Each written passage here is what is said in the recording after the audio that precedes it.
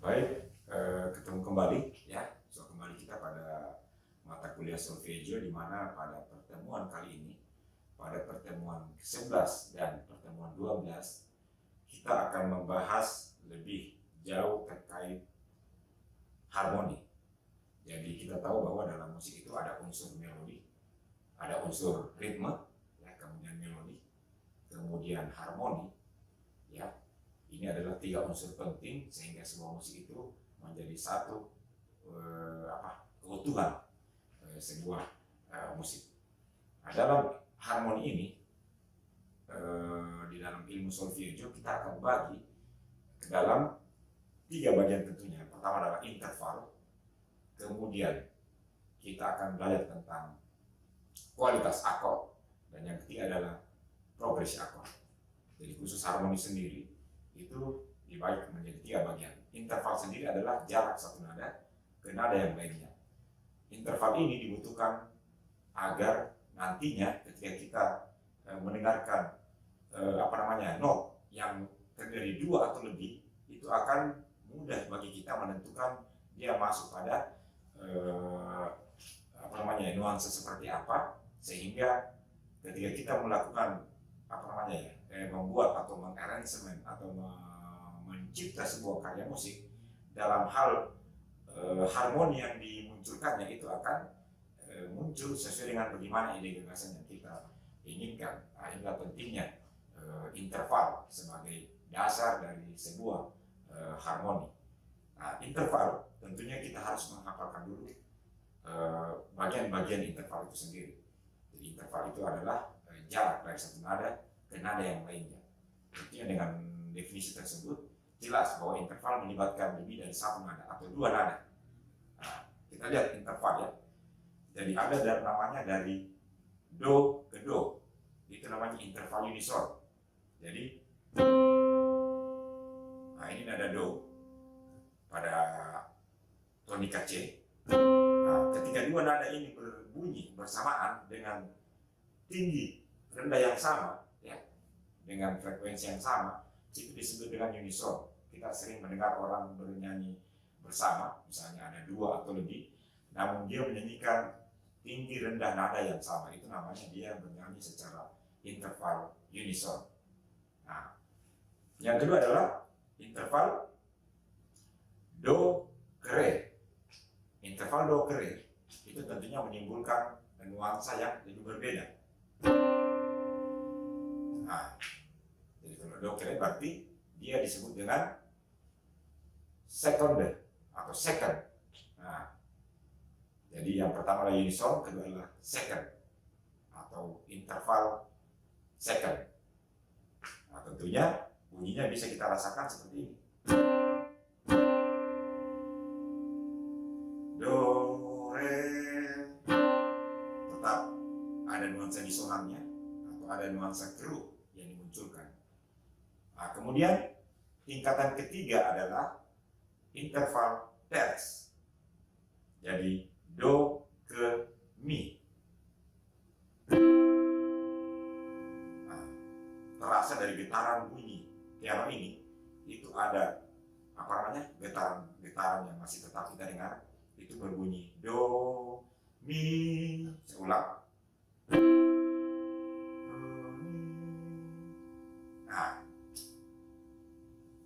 ini namanya interval terce, atau terce mayor biasanya orang sebut, karena intervalnya berjarak mayor. Nah, jadi ini harus ditangkap, direkam dalam memori bahwa bunyi getaran yang kita lihat dari yang keluar daripada setelah saya menekan itu terdengar ada dua nada atau frekuensi getaran yang berbunyi bersamaan. Saya kembali.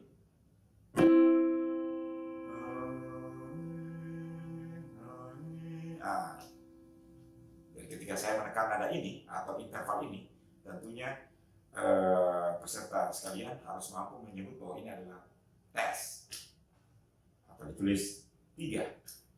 Oke, selanjutnya adalah do ke fa.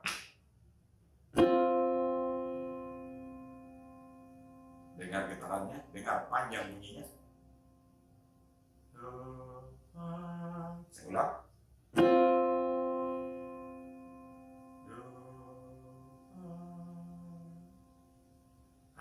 ketika nada ini saya tekan, harusnya ketika sini berulang harusnya Anda sekalian bisa menangkap itu sebagai sebuah interval apa namanya 4 atau kuart. Do, fa, itu namanya interval kuart. Nah, dari tadi yang 3 itu terts. Do, mi, do, fa, kuart. Kemudian do ke sol. Do, sol. Nah, masih ada getarannya. Ya, saya ulangi lagi. Do, sol. Nah, itu namanya interval queen atau interval 5. Nah, interval queen. Do, sol. Oke, lanjut lagi. Interval 6 atau seks. Do ke la.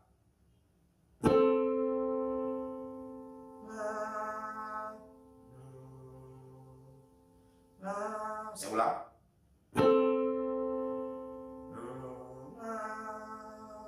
Oke. Saya kira sangat terasa ya. Frekuensi yang sustain yang masih bunyi ya. Itu do la atau interval seks. Sekarang do ke si. Do si. Oke, saya ulang. Do si. Nah, itu adalah interval septim atau interval 7. Dan terakhir adalah do, do. Saya ulangi. Do, do. Itu merupakan interval oktav. Nah, jadi berbeda ketika do dengan do yang sama tingginya. Ya, itu namanya unison atau prim murni. Biasanya disebut dalam istilah ilmu interval ya. Do prim. Sifatnya dia adalah murni atau perfect. Nah, jadi setelah kembali jadi ini interval unison atau prim murni. Kemudian saya ulang. Second atau 2 ya, interval 2 atau second minor. Oke. Kemudian selanjut do mi terts mayor. Oke, kita lanjut lagi. Do fa 4 perfect. Nah, 4 perfect. 4 perfect. Kuart murni ya. Kemudian do sol queen murni 5 perfect ya. Oke, berikutnya 6 mayor. 6 mayor. Oke, namanya seks mayor. 6 mayor. Selanjutnya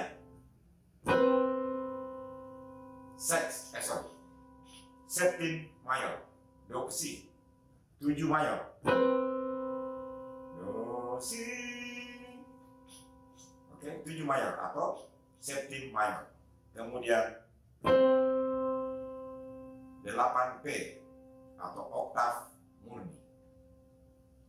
Nah, ini adalah dasar dalam membangun sebuah akord, sehingga interval itu sangat penting diingat atau disimpan, memangnya agar kita nanti ketika mendengar suatu akord khususnya ya, itu kita bisa menangkap apakah dia sifatnya mayor, mayor 7, mayor mayor dominan 7 atau dan seterusnya. Itu bisa kita tangkap dari situ, ataukah dia minor dan seterusnya. Nah, karena root dari satu root yang pertama ke nada ketiga itu menentukan dia akord mayor atau minor, ataukah dia berada pada akord diminished atau augmented. atau pada wilayah-wilayah nada lainnya. Nah, saya perlihatkan kembali ya. Jadi ini do mi, ini sangat terasa kalau dia nuansanya mayor ya. Nah, ada dua nada. Jadi kan dalam sebuah dalam solfeggio itu kita mengenal ada perfect dan mayor, ya, ada perfect dan mayor. Nah, mayor ketika dia dinaikkan menjadi augmented, mayor ketika dia diturunkan menjadi minor. Nah, minor ketika diturunkan menjadi diminished. Makanya akor diminished biasa disebut sebagai akor minor yang diminorkan. Sedangkan akor augmented itu biasa disebut dengan akor mayor yang dimayorkan. Nah, tapi lepas dari semua itu adalah pertama kita harus pahami bagaimana interval, sehingga ketika kita pahami interval kita akan tahu seperti apa terbentuknya sebuah akor. Tentunya ini harus diikuti dengan kemampuan kita di dalam mendengar bunyi tersebut. Ya, jadi interval ini harus kita ingat. Ketika saya tekan seperti ini, nah kita harus langsung tangkap do sol. Oh, berarti dia adalah akor 5 perfect, ya, atau queen murni. Nah, seperti itu. Kenapa? Karena yang bunyi getarnya adalah do re mi fa sol, do sol, do re mi fa sol, ada 5. Do re mi fa sol. Nah, dia murni, dia perfect. Kenapa dia perfect? Sama dengan 4 ini. Ini perfect juga. Ini juga perfect. Nah, juga dengan oktav, dia perfect juga. Nah, kenapa dia disebut perfect? Karena perfect atau murni itu ketika dibunyikan itu kesannya hanya ada satu suara yang muncul. Ya, dia seperti seolah-olah seperti unison, oktav. Jadi dia terkesan satu dia. Tapi kalau dia kesan mayor, itu akan terasa perbedaan antara nada yang satu dengan nada yang lainnya. Misalnya, terasa betul ada dua nada yang dibunyikan, do mi.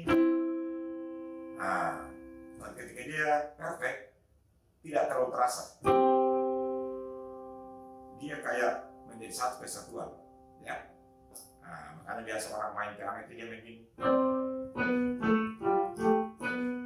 Nah, dia main oktav-oktav biasanya. Karena itu tidak terasa sebagai sebuah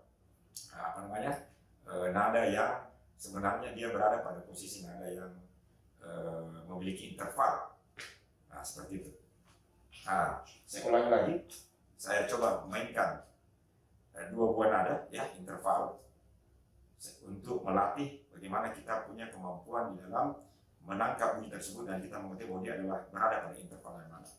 Seperti ini. Nah, do, do. Nah, itu tentunya pastilah interval oktav. Kemudian saya ganti lagi. Do, sol. Nah, kalau kita tahu ada do, sol itu berarti dia merupakan interval queen atau queen murni. Kemudian saya mainkan lagi yang lain. Do, fa, do, fa. Ini merupakan interval kuat. Nah, seterusnya do, mi. Ini merupakan interval terce atau terce mayor. Kemudian do, re, second atau 2 mayor dan primurni atau unison.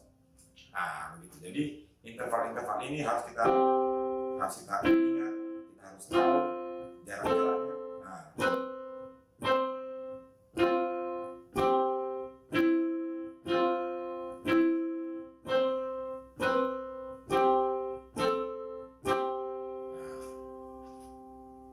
satu dengan interval queen murni atau 5P.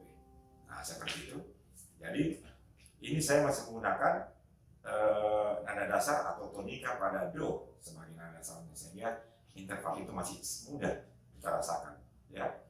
Namun setelah itu, di balik selain daripada interval-interval yang mendasar tadi, ada interval seperti tadi juga bagaimana kita mempelajari terkait dengan lompatan nada, tangan nada kromatik itu ya.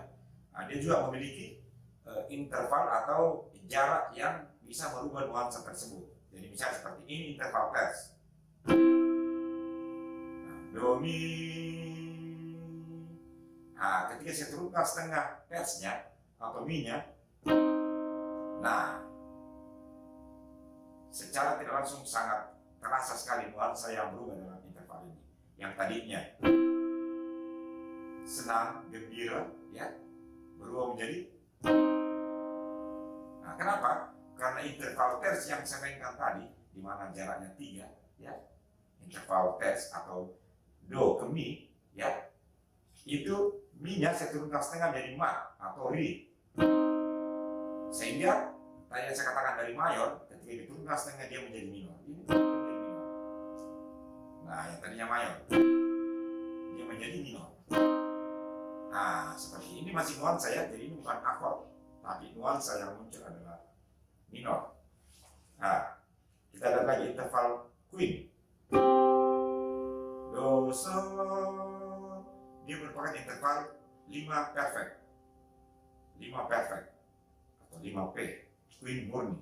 Nah, kemudian saya turunkan queen-nya atau 5-nya, ya, interval 5 dari do tadi ini, dari satunya menjadi setengah. Nah, terasa sekali bagaimana keruhnya suara yang muncul pada interval ini. Yang tadinya do, sol, kemudian menjadi do, fi, do, fi. Itu berarti otomatis dia menjadi dari perfect turun setengah menjadi diminis. Nah, dia menjadi interval diminis. Jadi perfect menjadi diminis.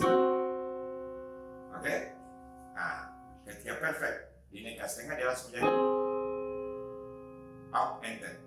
Ya, jadi interval perfect ketika diturunkan setengah menjadi diminis, dan ketika dinaikkan setengah menjadi augmented. Sedangkan interval mayor jika diturunkan setengah menjadi minor, nah, dan jika dinaikkan setengah menjadi, nah ini ya, ini mayornya. Nah, dia menjadi turun setengah menjadi minor. Naik setengah menjadi augmented. Nah, kira-kira seperti itu. Nah, jadi kita harus hafalkan juga bagaimana interval naik dan turunnya sebuah musik tersebut, interval tersebut. Nah, itu adalah pelajaran mendasar dari interval. Selanjutnya ada interval-interval yang tidak dimulai dari dari tonika, namun dia bisa saja dimulai dari nada mi, fa, dan seterusnya. Jadi kekuatan kita adalah bagaimana kita tetap bisa menetapkan bahwa interval tersebut merupakan interval yang tidak dimulai dari tonika tentunya. Misalnya ini do, mi, sol, mi, fa, sol. Nah, nanti intervalnya berbeda. Ya, artinya bukan intervalnya berbeda, tapi dia tetap berada pada interval mayor, namun pada tingkatan yang berbeda. Do, re, mi, ya. Nah, dan seterusnya. Saya kira seperti itu. Nah, jadi ini juga sama.